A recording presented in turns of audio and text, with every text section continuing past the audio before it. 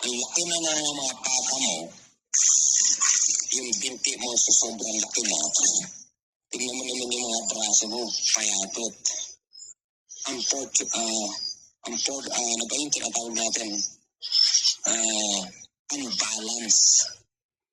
You know? Hindi po, hindi ko mabanggit to. Yung, kumaga, unbalance yung katawan mo eh. Di ba? Pero pag namintas ka sa ibang tao, kala mo napaka-sexy mong tao.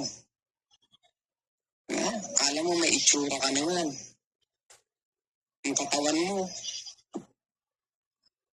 hindi proportionate. Sabi niya, ayoko. Ang proportionate, yung hindi balance. Yung proportion ng katawan mo, tingnan mo yung pata mo. Deklato ka pa. Ang laki na ng mga binti mo. Laki na ng bilbil mo. Laki na ng torso mo. Tapos pagdating sa braso mo, ang papayat. Pagdating pa sa mukha, ang lapad pa. Pero, lakas mong malait. No?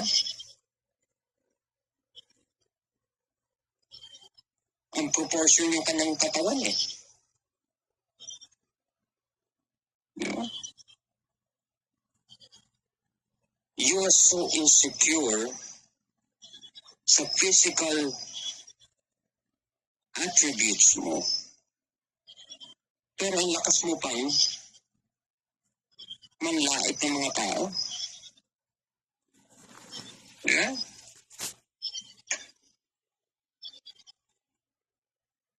Tingnan mo yung picture mo.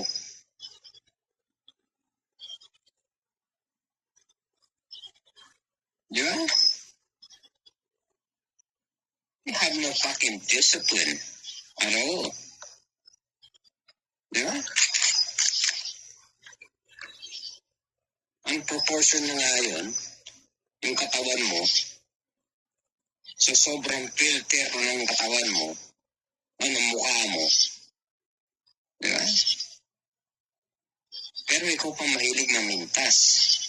But you don't look at yourself in a fucking mirror and you see your goddamn reflection. Di ba?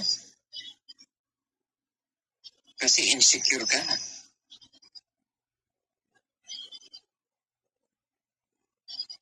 Inaaway mo si Chichi Kumada kasi matangos ang ilong.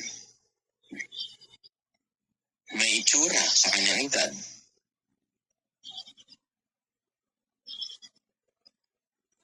Diba?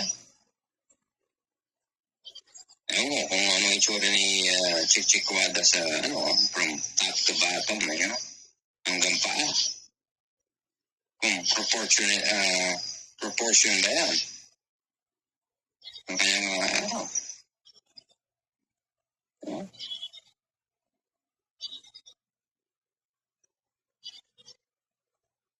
yung bang kinasisalasan mo, si Ara, nag-gym. Ikaw, wala. Lobo na nga yung mukha mo, lobo pa yung torso mo, hindi pa proportionate yung katawan mo,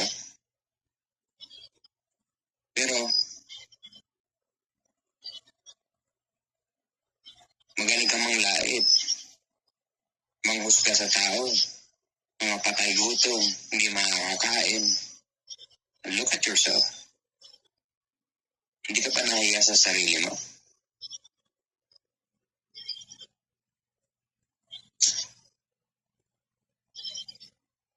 Is that one of the reasons?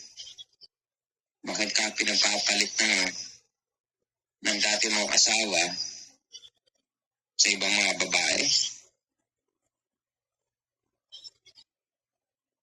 Kasi baka siguro dugyot ka ang katawan mo.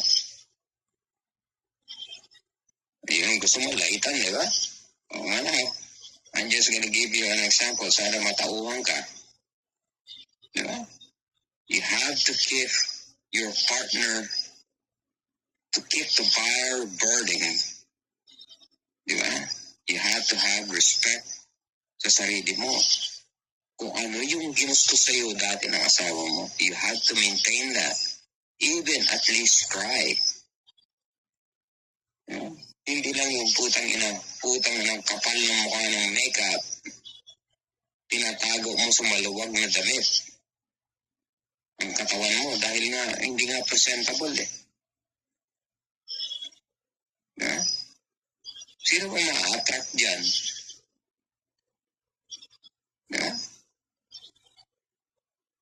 Ayaw mo. Kasi nga masakit. Bakit nang mababae yung dati mga asawa, kinukwento mo sa akin?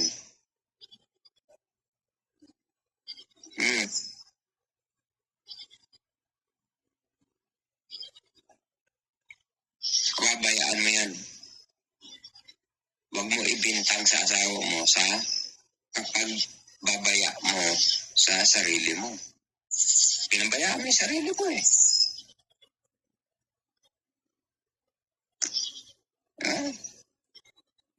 Pagiging baboy sa sarili, kasalanan mo yan.